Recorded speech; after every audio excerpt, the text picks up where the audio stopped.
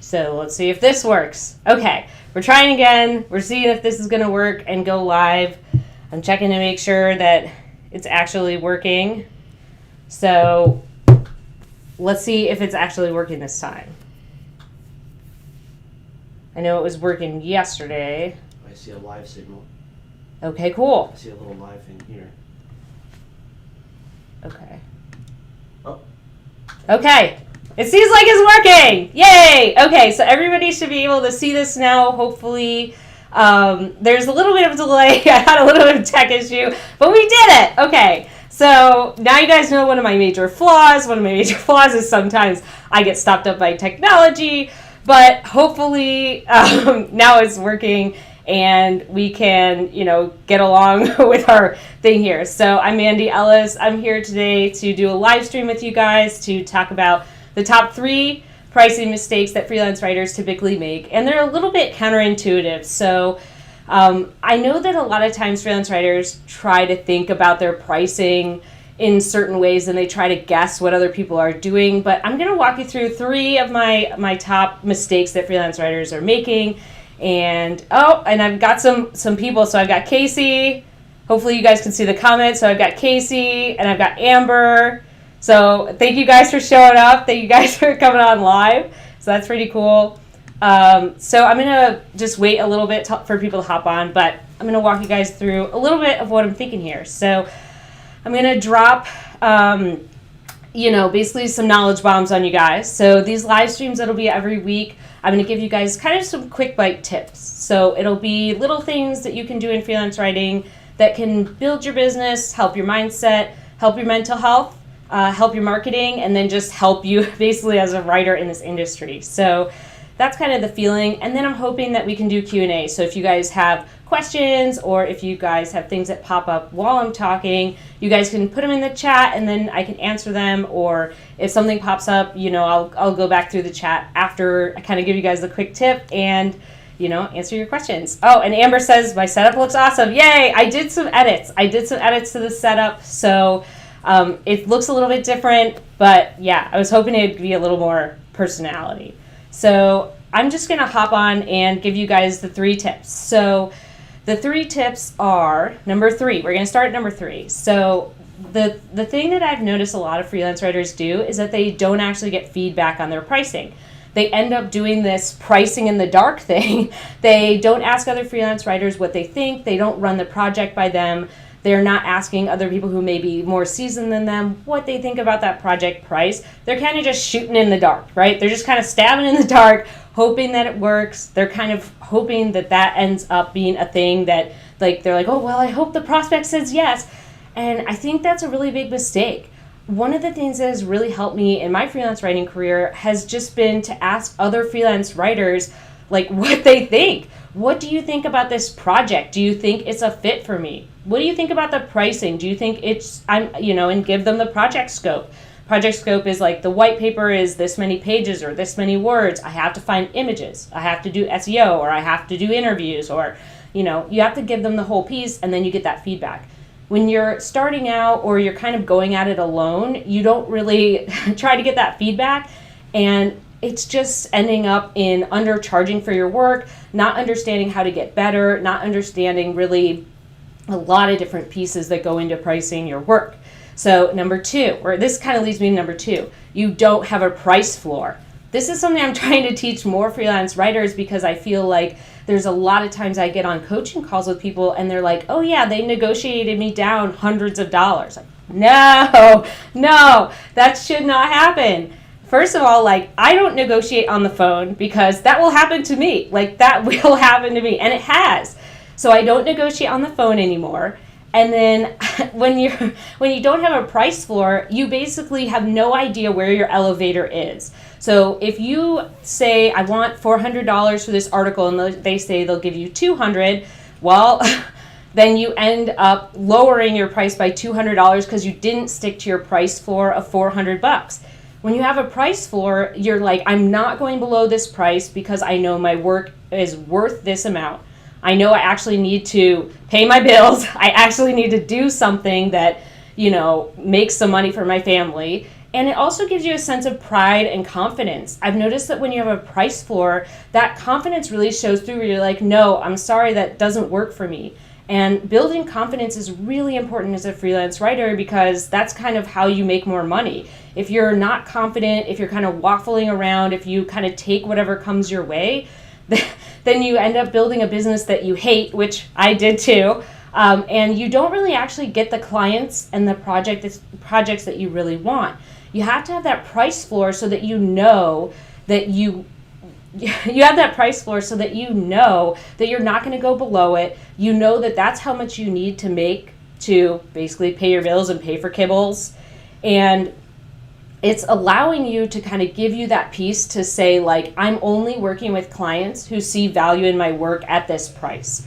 It doesn't mean that you're overcharging clients. It doesn't mean that sometimes when you get a really juicy client, you don't go, try to figure out how you can work it if they're really close to your price floor. So sometimes, a client that you really want to work with, like, you're just like, man, that's like my bottom barrel price. Dang. And you just are like, okay, well, do I want to take a cut on price or do I want to stick to my price floor? Sometimes that's a thing you have to decide. But I always like the price floor because it's giving you a barrier. It's giving you basically a barrier to entry for quality clients who actually want to work with you at the fees that you charge. And that confidence piece, man, that makes a huge difference. That's like what you charge, what your work is worth, what value you're giving the client, that makes a huge difference. And so that leads me to number 1. So I hope this has been helpful so far. If you feel like it's been helpful so far, before I roll into number 1, click the like button below or make sure you hit subscribe. So number one is that you didn't ask about the scope of the project and therefore you undercharge. I get a ton of people, like even seasoned people, where I'm like, what's the word count? When is it due? Are you doing SEO terms? Are you finding images? What's the project type? How long is it? Like, how long is the project? Is it 1 month, 3 months, 6 months? Is it one white paper? Is it a collection? Is it ongoing work? I mean, there's a lot of questions that people just don't answer. And guess what? That leads them to undercharge. It's a big, big mistake. If I know every little detail of that project, I know exactly how much it costs. Like, hi Charlotte. I know exactly, ow, that's my foot. I know exactly like what that project is. If I know the word count, if I know exactly like who that audience is, how much value it's providing the client, if I know the scope, like that gives me so much information to price. If I'm rolling in saying like, oh yeah, they said they want some blog posts. Those blog posts are, I don't know, I'm guessing they're 500 to 1,000 words, and I don't know if I have to find SEO, and well, I don't know if I have to do images or linking or do like 800 revisions. Like, you have to know that stuff up front. You guys end up, not you guys, but I've seen a lot of freelance writers that I coach and that I talk to and I work with on the Freelance Writers Den who just come in and they end up just not knowing the scope of the project. Literally, your best option is to ask all your questions up front. Get on the call with them. Ask them everything. It's not just about getting the work. It's about fit, and it's about learning the scope of the project. Having that entire scope, like where they're going, what they're thinking. And you know what? Sometimes we have to do the heavy lifting. Sometimes we end up getting on those client calls, and they're like, oh yeah, we have no content brief. We have no plan. Like, I don't know, maybe it's due next week. Those are red flags already, so we'll talk about that in another live stream. But if you start hearing these red flags and they can't really give you a scope, that affects your pricing, and then that causes you to undercharge. So asking these questions is kind of a twofold thing. It not only helps you charge what the work is worth, but it helps you figure out if that client's actually a fit and has their shit together, right? So if they don't have their shit together and then you try to work with them, then you're like, why isn't this project working? Like, maybe I'm not a fit. Maybe this isn't really a thing that's going to work out for me. And it's like, no, it's the client. It's the client. So get on the phone, ask them about scope. What's the word count? Well, the first question I want you guys to ask is, tell me about your project and your plan. Very first question, tell me about your project and your plan. What are the deadlines? Is it bylined or ghostwritten? What are you thinking in terms of each post or each white paper or whatever they've said in their project and plan? What's the word count? What are you thinking in terms of images, SEO? What are you thinking in terms of extras? Is there anything that comes across that you think might be a bonus or might be something where you could add extra value for them? And then you want to ask them like, well, what do you plan to do with this content? Will it live on your website? Will it be something you send to subscribers? Will it be something that people pay for? That adds to the value of it, right? That's something that we need to factor into our pricing. But if I didn't ask that question, then I definitely wouldn't have known that I could actually charge more for the value. If I hadn't asked them what their plan is for the content, if I hadn't asked them like, oh yeah, we're going to charge $500 for this giant report, it's going to be something that's this, or if it's like, yeah, it's a freebie to grow our email list. Well, there's a lot of value in that. And that means that when you create it, it's not just like a blog post, right? It's a meaty piece of content. It's got research. Maybe it has interviews. Maybe it has extras. Like, you got to ask these questions so that you make sure that you price your projects right. It's just something that we don't want to undercharge for our work. A lot of times, I've noticed that freelance writers just get nervous. They're just like, yeah, please give me the work. I just want the work, and they just jump so far ahead that they don't end up pricing properly. So let's go over them just one more time so we have them. So there's 3 things. Number 3 is that you didn't get feedback and you're pricing in the dark. You didn't ask other freelance writers. You didn't kind of communicate on the project scope saying like, hey guys, help me out with this pricing. Like, what would you charge? What do you think? Number 2, you don't have a price floor. You have no idea how low you're actually willing to go and how much money you actually need to make to pay your bills. That price floor really dictates your income. It really dictates like, I'm sorry, I'm not going below $400. Sorry, I'm not going below $2,000 for a project. It dictates a lot of where you're going with your freelance writing stuff. And then number 1 is that you didn't ask about project scope. You have no idea what they're thinking, if you're doing interviews, what the project is, besides the idea that it might be like a case study or it might be a tutorial or it might be a webinar. Like, you just have no idea, and that leads to you undercharging, which is a huge deal. So I hope that piece was helpful. Those are kind of my 3 tips so far, and I have a little bit of a surprise for you guys. Just before we transition into Q&A, I thought you guys might like this. So I have a little pup date. I set up a little pup date cam for y'all. So you guys should be able to see my dogs. The caramel and white one is Bo. And he's going to be 14. We have to take him to the dog ophthalmologist soon. So there's that, because he's a rough and tumble dog. And then the other one, the little black bean over there, that's Charlotte. Charlotte is almost 8. She's a wild hamster. She likes to go outside and jump around. If you guys follow us on Instagram, at Snorkel Peanut, there's a video on there of like why it's called Snorkel Peanut. It's a whole thing, but I hope you guys enjoy the pup date, and we can go back and see the pup date later on.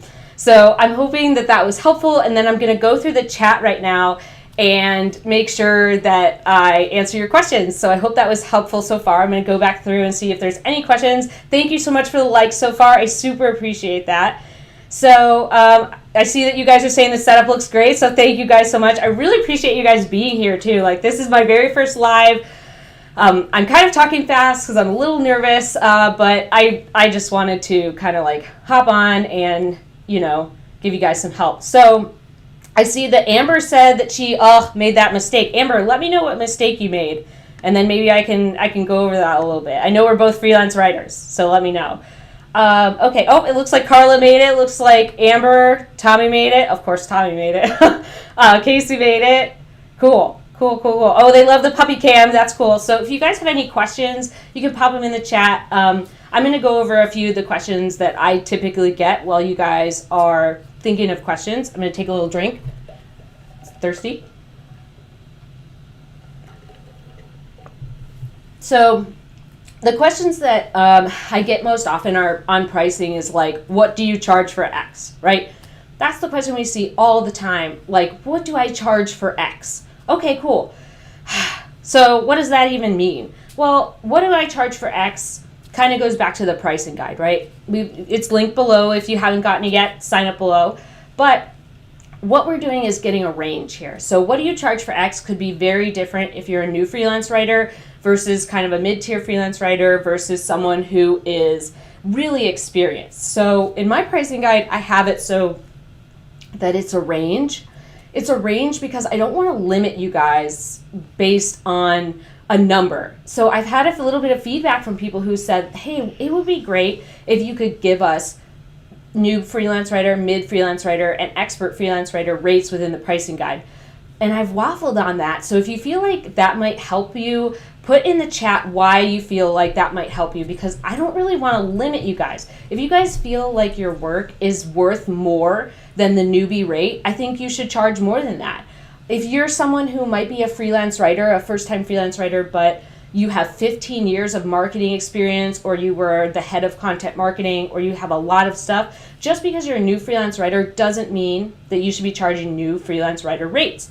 It means that your work should speak for itself, number one. But number two, you also have experience that dictates your rates. So maybe your rates are a mid-tier freelance writer. Maybe your rates are expert. And the newbie, mid-tier, and freelance or expert ones are kind of guidelines. I don't want to limit you guys on price, because when I was starting out, I just felt like I had to stick to certain rates because someone told me this or some other person said that. And I never wanted to just kind of limit y'all on that. I wanted to give you guys freedom to choose.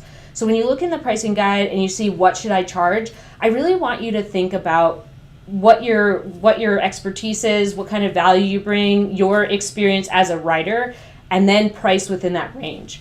Second piece on that is that when you see those ranges in the pricing guide, those are basically also changing on project scope. So if you're writing blog posts that are basically like magazine articles, they just happen to live on a blog, those need to be more. If it's just a blog post, like you're just writing, not a ton of research, no studies, no interviews, you're not finding images, whatever, those are way less than something where you're interviewing, there's research, like it's a long form, like 2,000 word post. That again shifts the range. So you would never, even if I gave you newbie, mid-tier, and expert freelancer rates in there, that also doesn't change the fact that that project is worth more, right? That project is worth a ton more to your client as research and interviews in there. So those ranges, remember, when you add to scope, right? Anytime you add to scope, it should be higher on the range. So what should you charge for X? Kind of goes back to what my number one thing was, that you didn't ask what the scope was. You got to have scope, and then you got to go on expertise. So those are kind of things that I've seen with that major question I get all the time. So I'm going to check in the chat and see if anyone has anything to ask. So hold on one second. I'll give you guys a pup date while I look through there. It's just Bo. It's just Bo hanging out right now. So let's see. Okay, Amber says,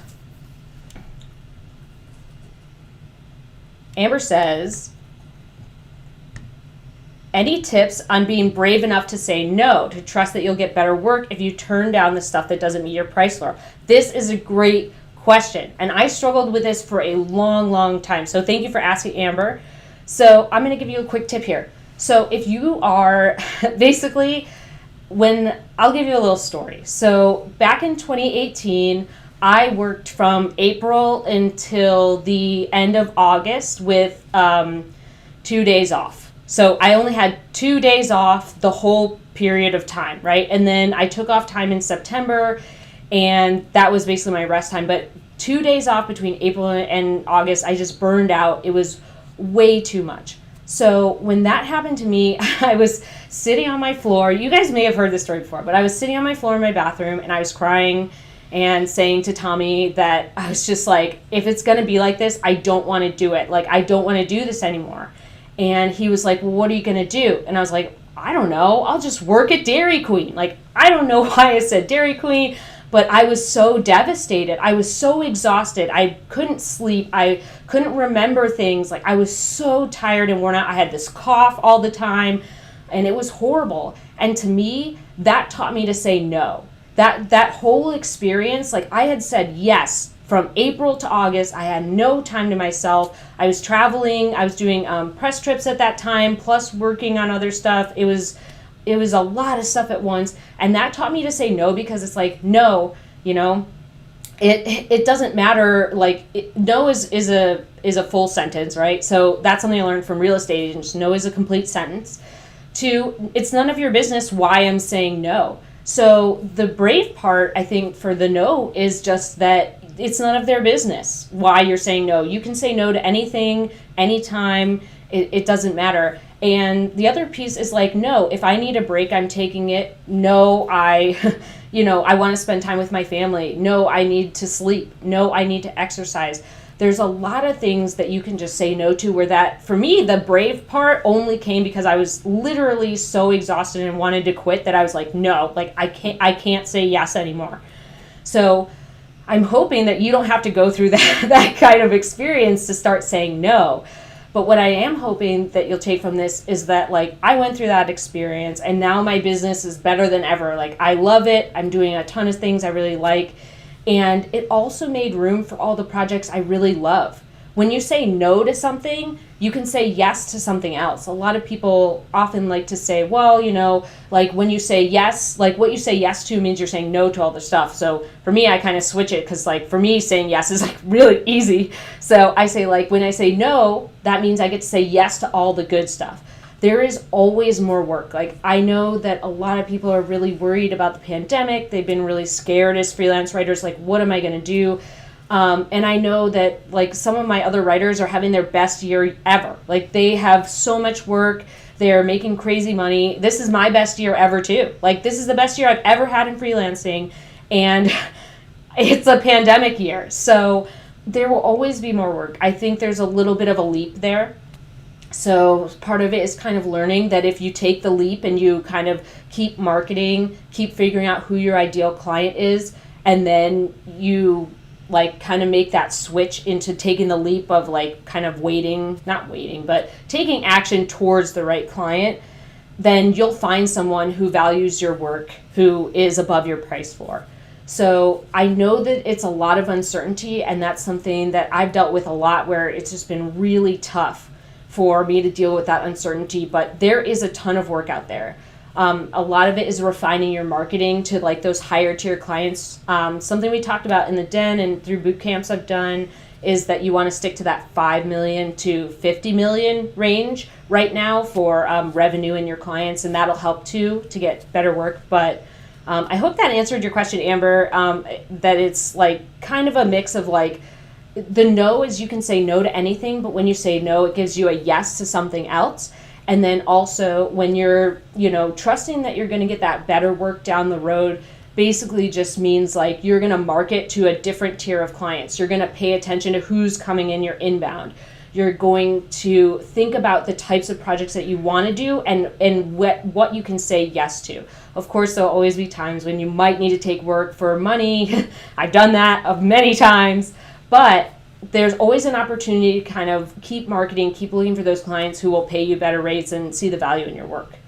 So I'm going to look through the chat, see if there's anything else. I'll give you guys a quick update. Charlotte decided to move. You can see her little clam foot right here. I'm going to wiggle it. You can see her little foot in there, their little paw. So she's all grumpy over there. So I'm going to see if there's any more questions. We have a few more minutes. So Linda says, I'm going to pop Linda up here. So Linda says, hearing the challenges of more experienced freelancers also lets me know whether or not I'm on target and seeing the same issues. So yeah, like I think that helps too, is when that's kind of going back to number three, feedback. Feedback from more experienced writers, seeing if they have the same issues, seeing if they're getting the same pricing, stuff like that really helps you get honed in like on your pricing, get it right. Oh, Carla has a question. Let's pop Carla up here. So Carla says, any mindset tips, probably drop this guy just a little. Okay, she says, any mindset tips on how to charge what you're worth? I know you never want to be the person with the cheapest rates, right? That's totally true, Carla. So that's totally true. So mindset tips for me kind of go back to my story about burnout. So for me, it was kind of that basically you can say no to whatever you want and it's none of anybody else's business. So that confidence of setting the price floor helps you say no. So that gives you kind of a piece there. And then the no, that you can say no to anything you want and it's none of anybody's business why you're saying no. And that allows you to do to say yes to the things you really want. And then I think it's also letting go of that fear a little bit. So there's a couple things here with fear. Fear of uncertainty that there won't be any more work. Like there will be, I promise you. I used to worry about this all the time, but there will be more work. Fear that you're not good enough or that you're charging too much and that's why people are rejecting you, which if you go through those 3 steps I mentioned, like you'll know that you're in the proper range for charging what the work is worth generally in the marketplace. And then also fear and anxiety, kind of like that you're not providing value to your client. So something that I like to think about is like, how can I actually help them? How can I give, like, over deliver for them? And if I spend some time thinking about how I can over deliver for my client and I make those ideas ahead of time, that kind of puts me in the mindset of like, I'm delivering value. I'm helping you succeed. I'm giving you things that get you what you want, right? You want subscribers. You want sales. Yeah, but I mean like more money, right? They want subscribers. They want sales. They want people reading their blog. They want to be seen as thought leaders so that they can get into Forbes or they can get into some sort of, I don't know, high-level mastermind situation or whatever, or they want to get on LinkedIn Live, whatever. But I think there's a lot of pieces in there where you kind of have to like work on that fear. And for me, like that really helped with therapy. I went to therapy. I have anxiety and I take medication for that, so that helps too. And then it's also like doing, right? So when I got in a mindset of like action matters more than my fear. Actually taking action matters more than the fears that probably won't come true. That really helped me move forward a ton. So I hope that was helpful. Let's see if there's any more questions in here. We've got like 1 more minute. Oh yeah, AB5. So AB5 has been a whole thing and hopefully it's dying now. So hopefully that'll go away. Anything else? Cool. Okay, cool. So we're just at time now. I'll give you guys like one last pup date since Charlotte still has her little claw here. She's still right here. Hi, Charlie. She's still there. And then we'll pop back here. Okay, cool. Well, I really appreciate you guys hopping on. If you felt like this was helpful, give it a thumbs up. Subscribe below if you want to hear more videos like this. I super appreciate you guys hopping on for my very first live. All my friends that showed up. Thank you guys, and talk soon.